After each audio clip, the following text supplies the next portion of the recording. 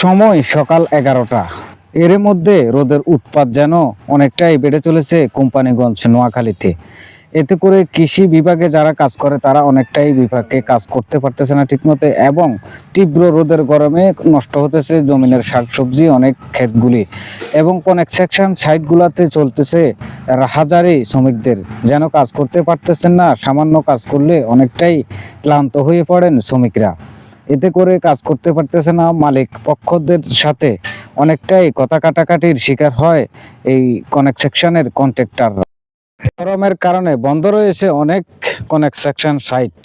খোঁজ নিয়ে জানা যায় যারা শ্রমিকরা এই তীব্র গরমের মধ্যে কাজ করতে অনিচ্ছুক, কেননা গরমের কারণে কন্ট্রাক্টরের কাজের বুঝ দিতে পারে না, তাই তারা কাজে আসে না। এতে করে কন্ট্রাক্টর আর মালিকের মধ্যে কথা কাটাকাটি লেগে আছে।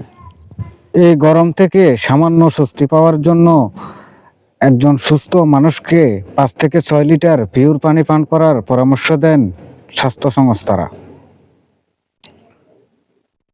ওমর ফারুক রুবেল, কোম্পানিগঞ্জ 24।